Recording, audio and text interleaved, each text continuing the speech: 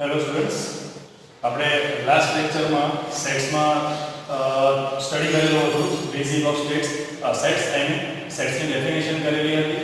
સેટના થોડાક એક્ઝામ્પલ કરેલા હતા અને સેટ કઈ રીતે રિપ્રેઝન્ટેશન થાય તે આપણે જાણેલું હતું. એના બે ટાઈપ હતી સેટને રિપ્રેઝન્ટ કરવાની.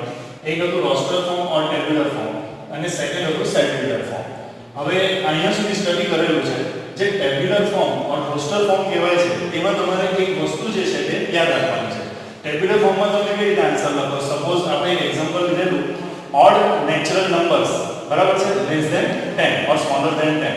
તો એમાં આપણે આન્સર લખતા હતા એક સેટ A બતાવીએ 1 3 5 7, બરાબર. હવે અહીં છે ને કોઈ બી એલિમેન્ટ રિપીટ થતું નથી. જનરલી એવું બધું આવશે કે જ્યારે એલિમેન્ટ રિપીટ થાય તો things to remember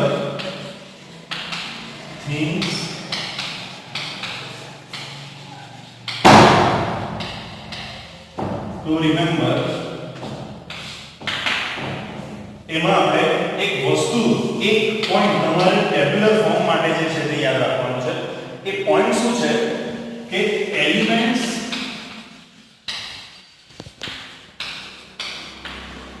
do not repeat. Elements repeat થશે નહીં. એક એક્ઝામ્પલ લઈએ. સપોઝ સેટ છે. સેટ બિલ્ડર ફોર્મ એ રીતે આપેલું છે x where x is a letter of word school. તો ક્વેશ્ચન શું છે? x શું છે? is a letter of word school. સ્કૂલમાં કેટલા લેટર આવે તે તમે લખી દો એટલે એ થઈ જાય તમારો આન્સર. તો s છે, c છે, h છે, o છે. હવે o તમે જો ને તો 2 ટાઈમ્સ છે, બરાબર. બટ અહીંયા જે ટેબ્યુલર ફોર્મ છે, રોસ્ટર ફોર્મ, એમાં શું છે? Elements do not repeat. એકવાર o આવી ગયો એટલે પાછો આવશે નહીં. તો s c h o અને પછી એટલે એક એલિમેન્ટ એક જ વાર આવશે. હવે નેક્સ્ટ ટોપિક છે concept of belongs to. Belongs to એટલે તમે તમારી ફેમિલીથી બિલોંગ કરો છો, બરાબર. તો ધેટ ઇઝ બિલોંગ્સ ટુ. કોઈ વસ્તુમાંથી આપણે બિલોંગ કરીએ છીએ બધા, બરાબર. હવે તેવી રીતે તમે જો તો બિલોંગ્સ ટુ નો કન્સેપ્ટ કઈ રીતે લાગે? એક સેટ હોય અને એ સેટના એલિમેન્ટ એમાંથી બિલોંગ કરે છે કે નહીં આપણે ચેક કરવાનું હોય. સપોઝ બે એક્ઝામ્પલ લઈએ. અક્ષય કુમાર એના જે ફાધર કે ફોરફાધર છે તે બોલિવૂડમાં નહીં હતા, એટલે એના father does not belongs to Bollywood but he belongs to Bollywood, બરાબર. હવે એ જ વસ્તુ અહીંયા અપ્લાય થશે. કન્સેપ્ટ ઓફ બિલોંગ્સ ટુ આપણે એક સેટ લઈને ચાલતા હતા. a is equal to 1 3 5 7. એકદમ ઈઝી ટોપિક છે. હવે તમે જો તો આ જે સેટ છે તેમાં કેટલા એલિમેન્ટ્સ છે? 4 એલિમેન્ટ્સ છે, 1 3 5 અને 7. તો 1 belongs to set A. But હવે જો તમે જો તો 2 does not belongs to set A. આ does not છે અને આ belongs to છે. એટલે 1 શું છે?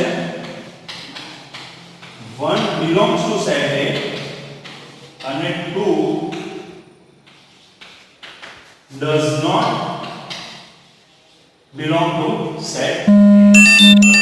હવે તમને ખબર પડી બીજા કયા તમે જો તો belong કરશે 3 5 અને 7. એના સિવાયનો કોઈ કે એલિમેન્ટ હતો તમારે એટલે રીતે લખવાનું છે does not belongs to. આ તમારો ટોપિક હતો કન્સેપ્ટ ઓફ belongs to. આ તમને આઈડિયા હોવી જોઈએ, બરાબર. હવે આપણે આજનો એક મેઇન ટોપિક છે નંબર્સ. તમને બધા નંબર્સનું નોલેજ હોવું જોઈએ કે કયો નંબર એ કઈ રીતે તમે ડિસ્ક્રાઇબ કરી શકો. તો હવેનો ટોપિક આપણે લઈશું નંબર્સ. હવે આપણો ઇમ્પોર્ટન્ટ ટોપિક છે મેથેમેટિકલ સેટ્સ એટલે કે નંબર્સ. જોવા જાઓ તો ઇન્ફાઇનાઇટ નંબર્સ છે, તમે કાઉન્ટ નહીં કરી શકો. 1 2 3 4 5 6. નેગેટિવ નંબર જો -3 -2 0, બરાબર. 0 પોઝિટિવ બી નથી અને નેગેટિવ બી નથી. પોઈન્ટ્સના નંબર ડેસિમલ વાળા 1.1 એ બી એક નંબર છે. 1.1111 એ બી એક નંબર છે. 1.121212 પછી 1.123455 12345. તો આજે એ આપણે સ્ટડી કરીશું નંબર્સ. આ જેટલા બી નંબર્સ છે તે બધા બનાવે છે એક સેટ. હવે એ કઈ રીતે થાય છે એને કહેવાય છે મેથેમેટિકલ સેટ્સ. તો ફર્સ્ટ એક તમને સમજાવું તો એ આપણે લઈએ સેટ ઓફ નેચરલ નંબર્સ. એને આપણે શું લખીએ? n લખીએ. હવે નેચરલ નંબર હોય તે ક્યાંથી સ્ટાર્ટ થાય? એને સેટમાં આપણે લખીએ તો 1 2 3 4 ડેશ ડેશ ડેશ ઇન્ફાઇનાઇટ હશે. હવે જે નેચરલ નંબર્સ છે તે તમારા માટે, મારા માટે કે અહીંયા તમે કોઈ બી સ્ટુડન્ટ કે કોઈ બી માણસ લો એના માટે એ જ રહેવાનું છે, બદલાવાનું નથી. It does not vary from person to person. એટલે આ તમારો નેચરલ નંબર શું બનાવે છે? સેટ બનાવે છે. બરાબર? સેકન્ડ એક્ઝામ્પલ, આ તમારે ધ્યાન રાખવાનું છે કે n જે છે તે નેચરલ નંબરને ડિનોટ કરે છે. એવી રીતે સેટ ઓફ all integers. હવે integers શેનાથી ડિનોટ થાય છે? z થી. બરાબર? તો હવે એનો જે સેટ છે તે કઈ રીતે આવે? Dash dash dash -3 -2 -1 0 1 2 3 dash dash dash. આ પણ મેથેમેટિકલ સેટ થશે. ઇન્ટીજર્સ મારા માટે, તમારા માટે, બધા માટે સેમ જ છે. બરાબર? એના પછી આપણે કન્સિડર કરીએ set of whole numbers. Whole numbers ને આપણે w થી ડિનોટ કરીશું. બરાબર? તો હવે તમે જો આમાં 0 થી નંબર સ્ટાર્ટ થાય 0 1 2 3. આ પણ મેથેમેટિકલ સેટ થશે. બરાબર? હવે જોવા જઈએ તો આ બધા જેટલા બી નંબર છે, અમુક હજી સેટ બાકી છે લખવાના, તે હું લખીને સમજાવું છું. હવે જેટલા બી નંબર્સ છે તે રિયલ નંબર્સ ની અંદર ગણાય. રિયલ નંબર્સ તમે જો તો આ રીતે એનું એક્સપ્લેનેશન થશે. રિયલ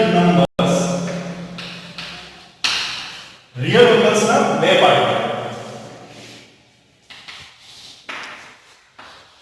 એક હોય વિધાઉટ ડેસિમલ અને એક હોય વિથ ડેસિમલ. બરાબર? વિધાઉટ ડેસિમલ માં બધા નંબર આવે છે. બરાબર? ડેસિમલ એટલે પોઈન્ટ, પોઈન્ટ વગરના બધા નંબર. તો આ રીતે લખી શકું વિધાઉટ ડેસિમલ માં dash dash -5 -4 -3 dash dash dash. અહીંયા positive number 4 5 6 dash dash dash. બરાબર? બધા નંબર આવી જશે ડેસિમલ સિવાય. હવે આની અંદર ટાઈપ પડે છે. કઈ રીતે? તો તમે જો તો 0 થી જે પોઝિટિવ નંબર છે તેને શું કહેવાશે? Hall numbers. બરાબર? નેગેટિવ 0 અને પોઝિટિવ તો એને શું કહેવાશે? ઇન્ટીજર્સ. અને ખાલી પોઝિટિવ નંબર્સ 1 2 3 4 5 તો એને શું કહેવાશે? Natural numbers. એટલે આ જેટલી બી ટાઈપ લખેલી છે તે વિધાઉટ ડેસિમલ ની ટાઈપ છે.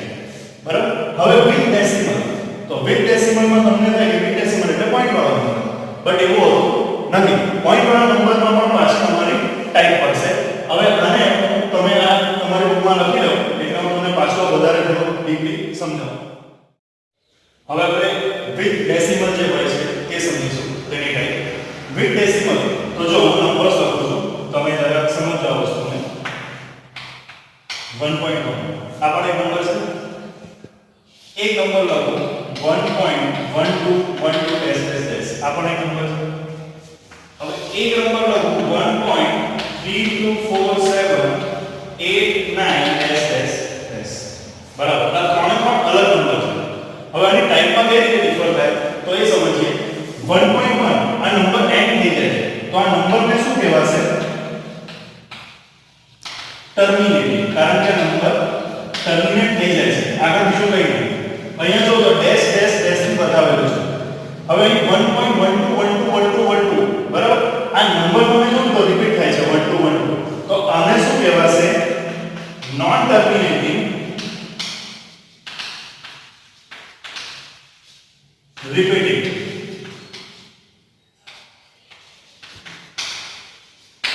બરાબર? આ ટર્મિનેટ થતું નથી ડેશ ડેશ ડેશ. અને પાછળના નંબર તમે જો તો રિપીટ થાય છે ડેસિમલ પછીના. એટલે નોન ટર્મિનેટિંગ રિપીટિંગ.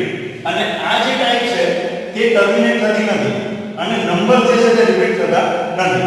નંબર એટલે કે તમારો એક સેટ 1 2 1 2 1 2 સપોઝ 1 2 3 1 2 3 1 2 3 અહીંયા કોઈ પણ રિપીટ થતું નથી. તો આને શું કહેવાય? Non terminating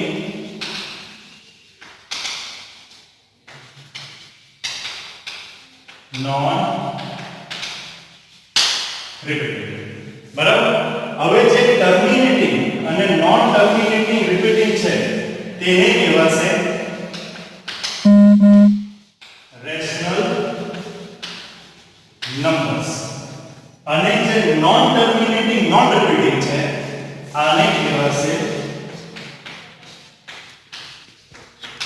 irrational numbers. Difference ખબર પડી તમને કે રેશનલ નંબર્સ કયા છે અને ઇરરેશનલ નંબર્સ કયા છે, અને આના જે સેટ છે તે પણ બનાવે મેથેમેટિકલ સેટ. બરાબર. હવે જે તમારા ટર્મિનેટિવ રેશનલ નંબર હોય ને તે p/q ફોર્મમાં હોય.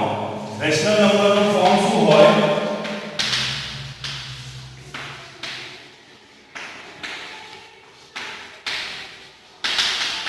p upon q, where q is not equal to 0. બરાબર. અને આના સેટ લખીએ તો set of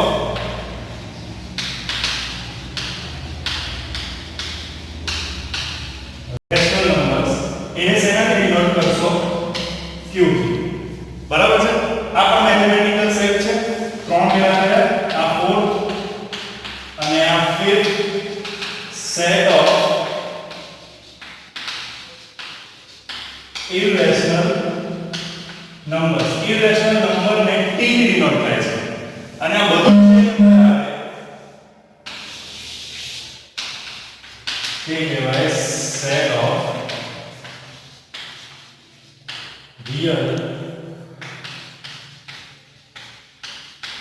numbers. real numbers એટલે એને ડિનોટ થશે r. હવે એક લાઈનમાં હું તમને આ નહીં પણ એના પછીના લેક્ચરમાં સમજાવીશ કે સબસેટ શું હોય છે, બટ એના પહેલા આપણે એક્સરસાઇઝ કરીશું. એટલે એથી ત્રણ લેક્ચર પછી તમને આની પાછી જરૂર પડશે, ત્યારે આપણે હવે આ બધું એક્સપ્લેન નહીં કરીશું. હવે નેચરલ નંબર, રેશનલ નંબર એ રીતે જ બોલીશ, એટલે તમને આ લેક્ચરની આઈડિયા આવી જવી જોઈએ કે કયો નેચરલ નંબરમાં આવશે, કયો નંબર તમારો હોલ નંબર્સમાં આવશે, કયો નંબર રેશનલમાં આવશે, કયો ઇરેશનલમાં આવશે. બરાબર.